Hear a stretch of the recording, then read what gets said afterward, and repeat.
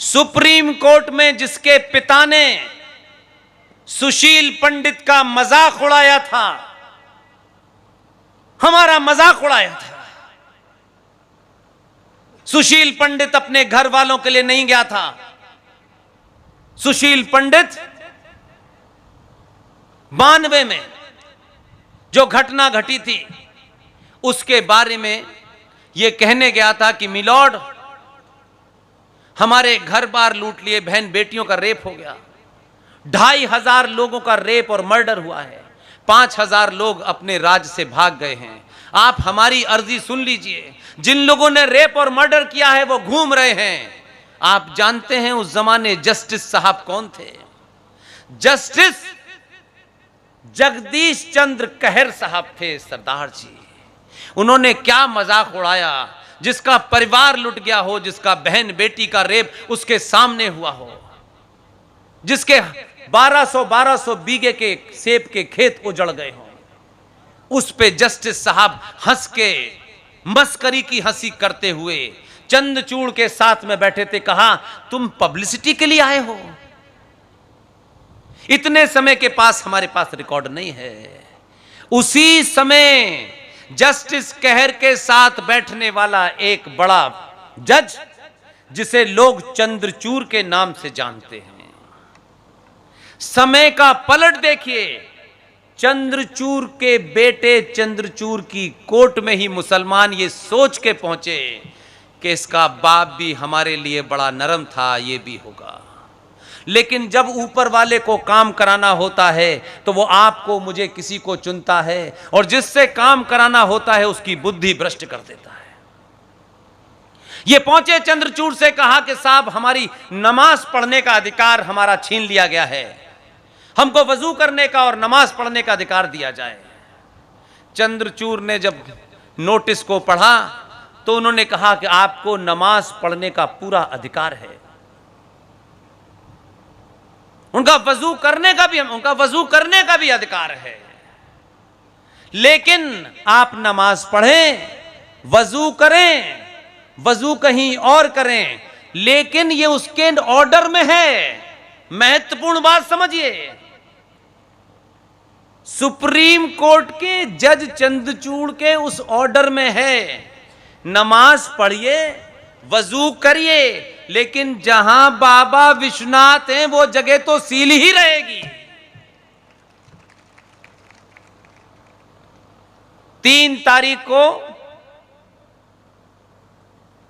उनकी हिम्मत बढ़ाने के लिए, क्योंकि कुछ हमारे बीचों में से गद्दार जो चंद रुपयों के लिए बिक गए हैं, इस मुकदमे को किसी भी तरीके से कमजोर करना चाहते हैं। मैं 3 तारीख को बनारस कोई भाषण देने नहीं जा रहा हूं। मैं विष्णु शंकर सेन, जो 35 साल का एक युवा वकील है, जो 75 साल के अपने पिता के साथ लड़ाई लड़ रहा है, जिनके पिता के लंग्स में इन्फेक्शन है, मैं उन दोनों को यह एहसास दिलाने जा रहा हूं कि तुम्हारी लड़ाई में पैसे रुपए की तुमको कमी नहीं होगी। मैं सड़क पे खड़ा हो जाऊंगा, लोगों से भीख मांग लूंगा, लेकिन यह मुकदमा किसी कीमत पे नहीं हारना है। और कुछ लोग जो तुम्हें धमकियां दे सकते हैं कुछ जिहादियों से पैसे लेकर के, उनकी हिम्मत ना टूटे, इसलिए 3 तारीख को बनारस में वहीं खड़ा होऊंगा। देखता हूं कौन माई का लाल है जो विष्णु शंकर जैन और हरि शंकर जैन को छूता है। सिर्फ इसलिए जा रहा हूं, ऐसा नहीं है कि सिर्फ भाषण ही देता हूं। इसलिए मुगल गार्डन से, उस मुगल बादशाह कौन था जिसके नाम से ये मुगल गार्डन है, मैंने सरकार के सामने नहीं, राष्ट्र के सामने ये मांग रखी है। मुझे मालूम है कि आपका आदमी भाषण बहुत सुनता है, कानों तक बात पहुंची 2 बार तो बात पूरी हो गई, इसलिए भरोसा हो गया है। मैंने मांग रखी है कि जब इस देश में मुगल यहां नहीं थे, जिन्होंने सनातनी हिंदुओं का जनेऊ काटे, किलो किलो में बेचे, टनों टनों में आपने तोला, और सनातनी महिलाओं को 2-2 रुपए में नंगा करके लाल किले के सामने मीना बाजार में आपने उनकी बोली लगाई। इसलिए आजाद भारत के राष्ट्रपति भवन के अंदर मुगल नाम का कोई शब्द नहीं होना चाहिए, और मुगल गार्डन का नाम स्वामी विवेकानंद के नाम पे रखा जाना चाहिए। यही मांग मेरी है। और जो बात मैंने बीच में अधूरी छोड़ी थी कि जिस महान मां ने, जिस पिता ने, जिस बेटी को जन्म दिया, जो बेटी आज इस मंच से जिसने पूरा वंदे मातरम पूरी लय में गाया, मैं उन माता पिता को सैल्यूट करता हूं। और इसलिए खुश हूं मैं कि जब उसने पूरा गाया, तो इसलिए मैं खुश नहीं हूं कि अच्छा गाया बुरा गाया। उसने पूरा गाया। यह मुहिम 5 साल से चला रहा। हमको झूठ बताया गया। 1937 में इस्लामिक जिहादियों को वंदे मातरम कहने में तकलीफ होती थी, और फूल वाले चचा से उन्होंने कहा कि वंदे मातरम गाने से हमारी भावनाएं आहत होती हैं, क्योंकि इसमें देवी देवता का जिक्र आता है। तो भाई उनका कर लो, जो 13 थी उनमें से किसी एक का कर लो जिक्र, उनका तो करते नहीं तुम। तो उस पे 1937 में एक समझौता हुआ, और समझौते के तहत कहा गया कि वंदे मातरम का सिर्फ एक पैराग्राफ गाया जाएगा। यह 37 की घटना है। लेकिन 47 आ गया। उस दौर में भी यही काम एक गुजराती के हाथों पड़ा। इसलिए ऐसा नहीं है कि जहां ढूंढते हैं वहां गुजराती मिलता है। उसका कारण यह है, गुजराती जगह जगह पे सही काम करके गए हैं। उस समय फूल वाले चचा ने देश का गौरव, गुजरात की पहचान, लोह पुरुष सरदार पटेल को एक काम सौंपा और कहा कि 15 अगस्त को जब भाषण खत्म हो जाएगा, आजादी की पूरी बात होगी, घोषणा होगी, उसके बाद आपको भारत की संसद में वंदे मातरम गाना है। सरदार पटेल ने आंखों के इशारे से कहा हो जाएगा काम। 14 अगस्त को सरदार पटेल ने देश के एक बहुत बड़े संगीतकार को ढूंढवाया।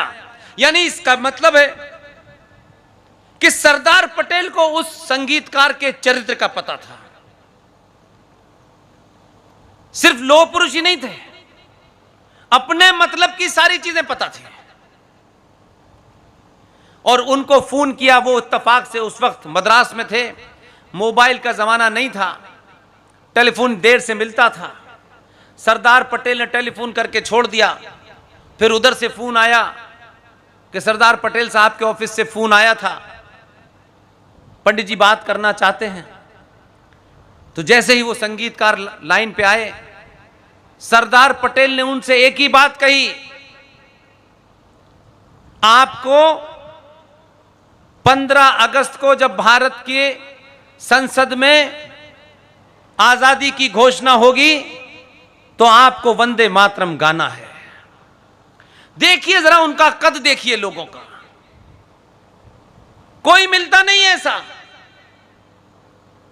उस आदमी की तरफ ये राष्ट्र उसका नाम भी नहीं जानता,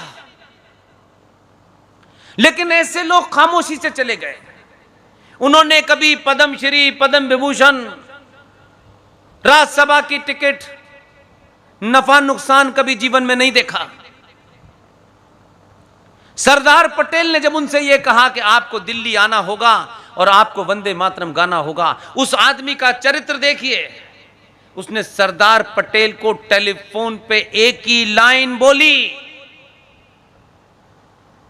कहा कि मैं खंडित भारत में खंडित वंदे मातरम नहीं गाऊंगा। सरदार पटेल का चरित्र देखिए, कोई जवाब नहीं दिया। सरदार पटेल ने कहा मैं हेलीकॉप्टर भेज रहा हूं। वो आए, संसद में फूल वाले चाचा ने अंग्रेजी में आजादी की घोषणा की, क्योंकि उन्हें मालूम था कि भारत के लोग हिंदी नहीं जानते, और भाषण देकर के वो मंच पे आके बैठ गए। सरदार पटेल की तरफ नेहरू जी ने देखा कि भाई कहां है। सरदार पटेल ने जिस संगीतकार की तरफ देखा, क्या उसका कोई नाम जानता है? आज उसके वंशज अगर ये सोचते होंगे कि हमारे पूर्वजों ने ऐसे काम किए, इन 90-95 करोड़ सनातनियों में लोग उनका नाम भी नहीं जानते, तो उनको कितना दुख होता होगा। और अगर कोई वंशज उनके परिवार का जिंदा है, तो मैं बार बार इसका जिक्र इसलिए करता हूं, अगर कोई 10वीं पीढ़ी भी उसमें से है, अगर मेरी आवाज चली जाएगी तो मैं सिर्फ इतना ही खुश होऊंगा कि उनके पीढ़ियों के लोग कहेंगे कि हमारे पूर्वज महान थे, कम से कम कोई तो नाम ले रहा है, नहीं तो इस राष्ट्र ने उनको भुला दिया। जानते हैं उस संगीतकार का नाम क्या था?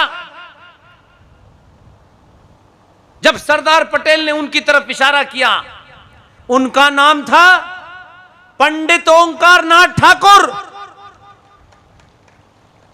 मंच पे गए, राग में 9.5 मिनट में पूरे 22 पंक्तियों का वंदे मातरम गाया।